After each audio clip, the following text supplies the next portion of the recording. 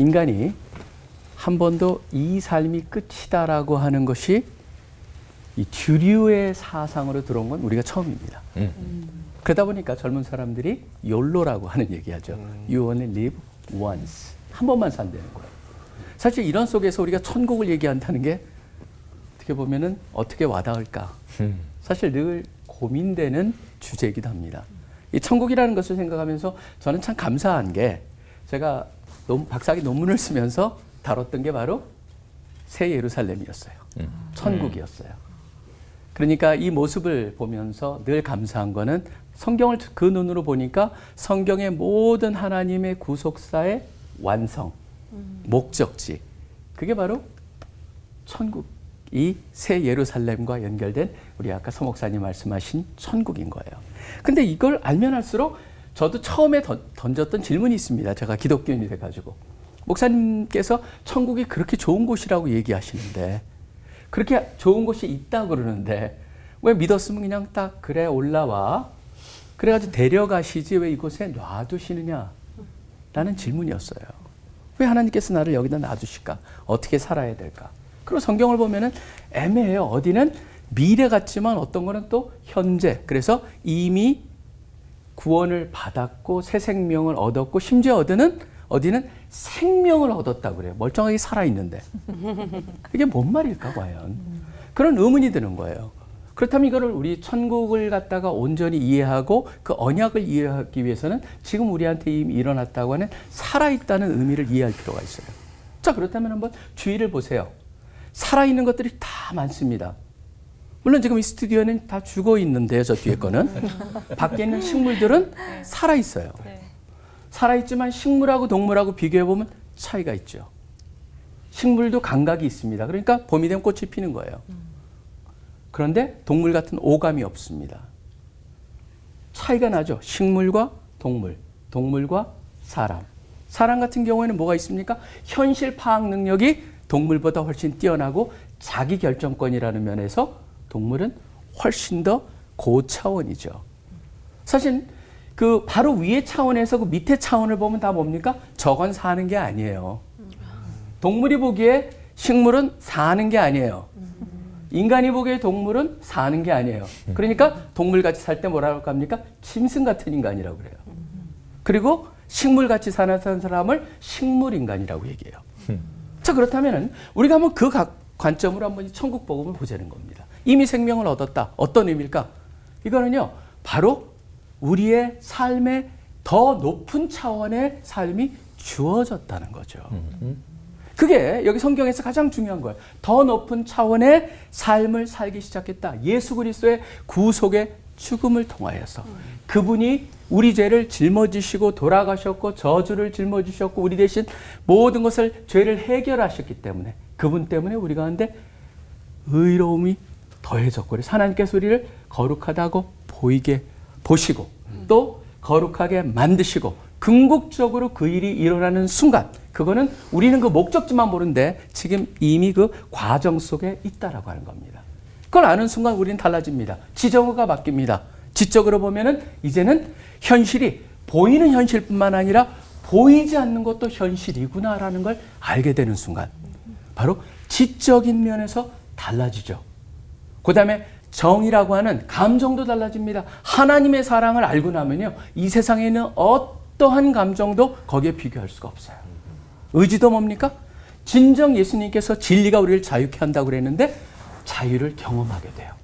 하나님의 절대 진리라고 하는 것을 아무리 전문가가 뭐라고 그래도 우리는 하나님의 진리랑 비교하게 돼요. 진정한 자유함이 있는 거죠. 지정의의 변화.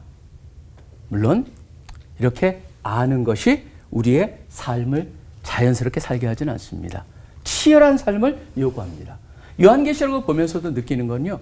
요한계시록 속에서 계속 강조되는 게 있습니다. 뭐냐면 이겨라 그 말입니다. 이겨야 한다. 이기는 자만이 새 예루살렘에 들어갈 수가 있습니다. 그런데 거기에 핵심이 되는 오늘 제가 선택한 말씀 구절은 뭡니까? 어린 양 예수 그리스도가 이기셨다라는 거예요. 그분이 이기셨기에 17장에 가보면 우리도 그와 함께하는 우리 모든 함께하는 자도 이길 것이다 라고 하는 것이 나와 있습니다. 우리가 다시 한번 생각해 보길 원합니다. 우리의 삶이 한 차원 높은 차원과 수준의 삶이 주어졌다는 거예요. 이미 그건 우리가 알아요. 그렇기 때문에 옛날을 돌아봤을 때 성경에 이게 나옵니다. 멀쩡하게 살아있는데도 죄와 허물에서 죽은 자들이었다. 그렇기 때문에 우리가 그 수준을 아는 사람이 다시 한번 그 삶으로 내려가서 사는 거는 그 수준에서 봤을 때는 죽은 거나 마찬가지죠. 그렇기 때문에 저는 이렇게 생각을 합니다. 지금 하나님께서 우리를 온전히 그곳으로 이끄실 때까지 이 땅에서 우리를 성숙해 하시며 아까 서목사님 말씀하셨듯이 복음을 전하며 그걸 모르는 사람들한테 알려주면서 힘들 때마다 더 나은 본향을 보면서 하나님께 계획하신 지으신 터가 있음을 바라보면서 안 보일 땐 주여 저의 마음의 눈을 밝혀주시옵소서 라고 기도하면서 우리가 믿음은 보이지 않는 것의 증거다. 그 생각을 가지고 순간순간 이겨내시는 여러분 되시기를 간절히 축원합니다. 기도하겠습니다. 하나님 아버지 감사합니다.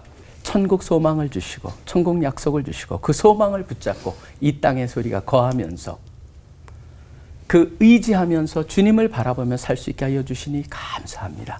이제 그런 삶을 허락하셨사오니 옛날에 그것을 모르던 삶으로 돌아가지 않도록 주님 도와주시고 그러한 삶을 살려고 하는 마음이 우리 가운데 늘 있기를 소원합니다. 모든 기도 예수 그리스도의 이름으로 간절히 기도합니다. 아멘.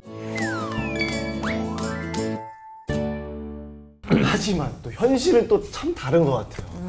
천국 언약을 바라보며 사는 삶보다도 이 땅에서 어떻게 하면 더 잘 먹고 잘 살까 하면서 지나치게 기울어진 게 좀 사실이에요. 맞아요. 그래서 우리 박서인 목사님 계속 이렇게 살다 보면 저희는 어떻게 되는 건가요?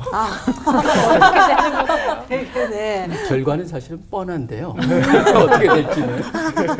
근데 저는 늘 그렇게 생각을 해요. 하나님께서 이렇게 성경을 읽다 보면은 긴장이라고 할까요? 하나님이 하셨다. 근데 너희가 해야 된다. 예를 들면 너희는 빛의 자녀들이다. 그런데 빛의 자녀처럼 살아라. 항상 보면 거기에 긴장감이 있어요.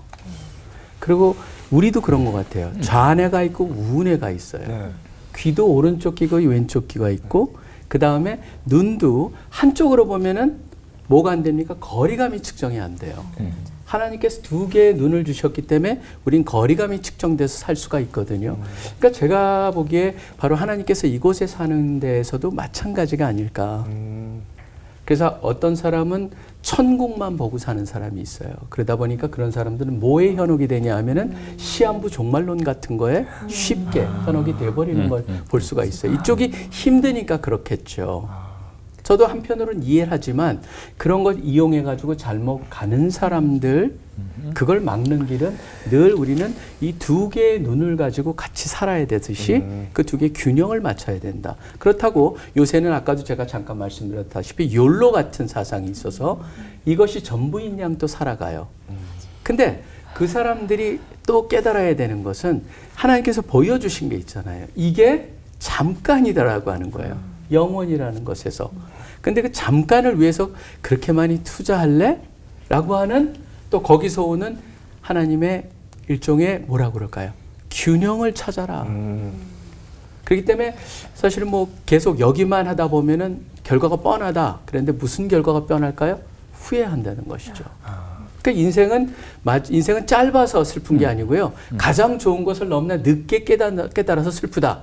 어떤 사람이 얘기를 했는데 진짜 소중한 것인데 그거를 그때 가서 깨달은 건 너무나 안타까우니까 그걸 빨리 깨닫고 균형을 맞춰서 살아가십시오라고 권할 수 있을 것 같습니다. 균형.